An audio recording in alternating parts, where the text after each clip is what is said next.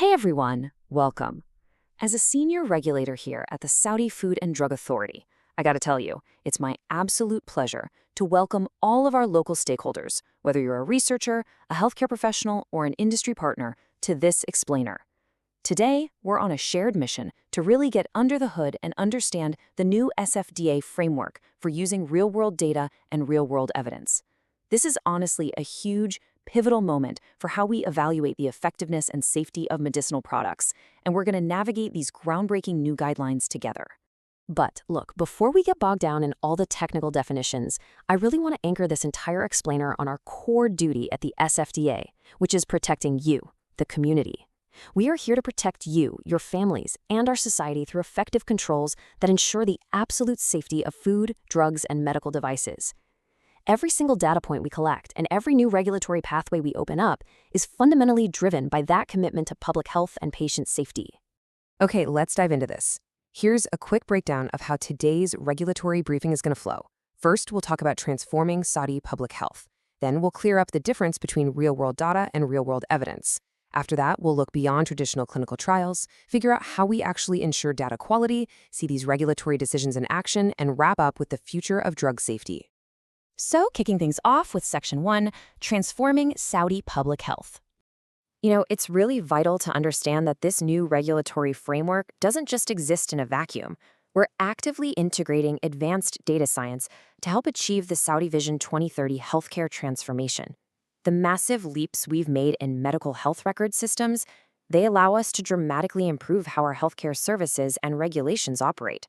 And this directly aligns with the SFDA's fourth strategic objective.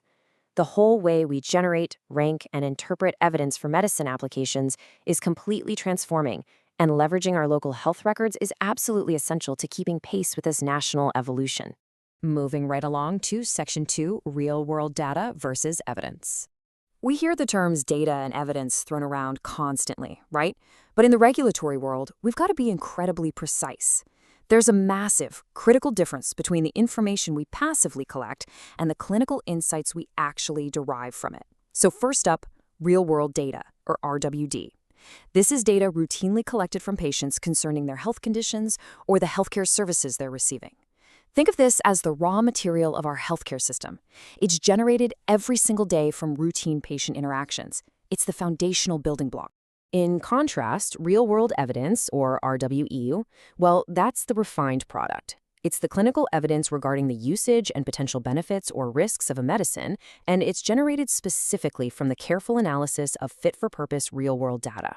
We analyze that raw data to answer specific clinical questions. We frame these using well-defined parameters called estimands, which is really just a fancy way of saying the exact clinical question we're trying to answer, so we can precisely estimate a treatment's effect. Bottom line, RWD is the raw input and RWE is the actionable clinical insight. And this brilliantly illustrates the dynamic. On one side, we've got our raw inputs, the daily realities of health records and smartwatches.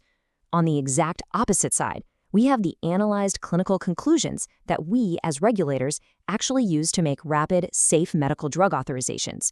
We literally cannot make decisions on raw data alone. We need that rigorously analyzed evidence. So where is all this raw material actually coming from? Well, everyday sources of RWD include electronic health records, medical claims data, wearable devices tracking your sleep or heart rate, and patient-reported outcomes. Another fantastic example is patient or disease registries. Doctors use these centralized systems to collect long-term information about specific diseases. That lets them see how a treatment performs out in the real world, far beyond the strict confines of a controlled lab setting, which for our research is just unbelievably valuable. All right, Section 3, Beyond Traditional Clinical Trials. Now that our definitions are crystal clear, we need to talk about how these new data methods compare to and actually complement our traditional scientific standards for approving drugs.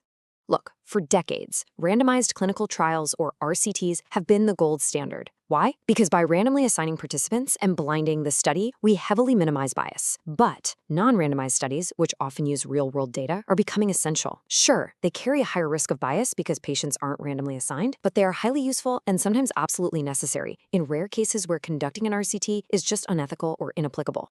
To actually put this data to work, we look at several different RWE study designs. You've got observational studies, which just observe cases to identify associations.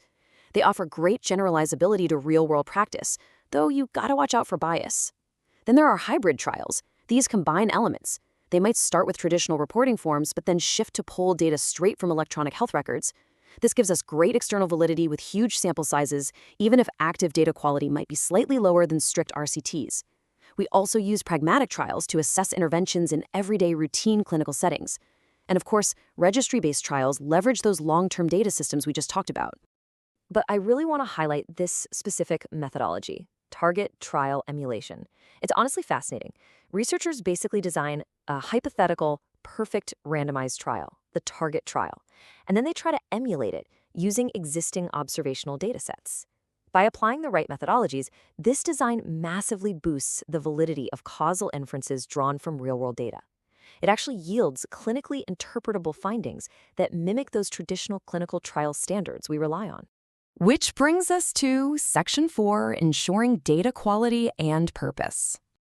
Because think about it, no matter how clever our study designs are, the evidence is literally only as good as the raw data we feed into it. With data coming from everywhere, hospitals, smartwatches, insurance claims, how do we actually trust it for critical regulatory approvals? Patient safety is our #1 priority, which means our data quality standards have to be absolutely flawless. So the crucial point here is understanding fit-for-purpose RWD. If you're an industry applicant gearing up for an SFDA review session, you should absolutely consider this your baseline checklist. The data has to be quality assured. It must capture accurate longitudinal information. It needs to hit sample size requirements. It has to include necessary covariates, which means all those other variables that could affect a patient's outcome, so we reduce confounding factors. And finally, the study sample has to be highly generalizable to our specific target population. If the data isn't fit for purpose, there's no way it's informing regulatory decisions, period. Uncontrolled confounding is easily the biggest challenge we face in observational studies. To mitigate that bias and make sure data is consistent across totally different hospitals, we require researchers to use some incredibly sophisticated statistical and machine learning tools. We look for data standardization using common data models, which basically gives us uniform data across different sets. We also look for rigorous analysis methods like stratification, regression models, and advanced techniques combining machine learning with high-dimensional propensity score methods. That's essentially using AI to sift through thousands of patient variables to ensure we're strictly comparing apples to apples. This is the heavy-duty technical infrastructure needed for trustworthy data sharing. Let's look at how this plays out in the real world. Section 5, Regulatory Decisions in Action. Here is exactly how the Benefit Risk Evaluation Directorate applies this framework day-to-day. The framework outlines 5 clear pathways where RWE directly supports getting safe medicines authorized faster. We use it for hypothesis generation, like maybe repurposing an approved drug for a totally new disease. We use it for augmenting single-arm studies. We use it to ensure the transportability of our local data to global trials. We use it to inform prior assumptions in statistical modeling to optimize sample sizes. And crucially, we use it for investigating underrepresented populations, ensuring we capture demographics that standard trials might completely miss. Let's actually bring this to life with a hypothetical scenario. Imagine a new drug application comes in for an orphan drug, treating a very rare, incredibly severe disease. Doing a standard randomized trial where some of those patients get a placebo, that might be totally impractical and highly unethical, given how severe the disease is. So instead, researchers can run a single-arm study where everyone gets the new drug, and they use real-world data as an external historical control to compare the outcomes. This lets us safely and rapidly approve a life-saving medicine without ever compromising our rigorous scientific standards. And that leads us to our final section, Section 6, the future of drug safety. Now, what's really interesting about this slide is how this whole data ecosystem permanently elevates our healthcare standards moving forward. It essentially localizes global science. Most clinical trials today are multi-regional, right? But by leveraging our own local real-world data, researchers can optimize Bayesian assumptions, meaning we can mathematically update global knowledge with our own local evidence, specifically for Saudi Arabia. We can provide local data on significant covariance, ensure our exact demographics are studied, and project global trial findings accurately right back to our local population.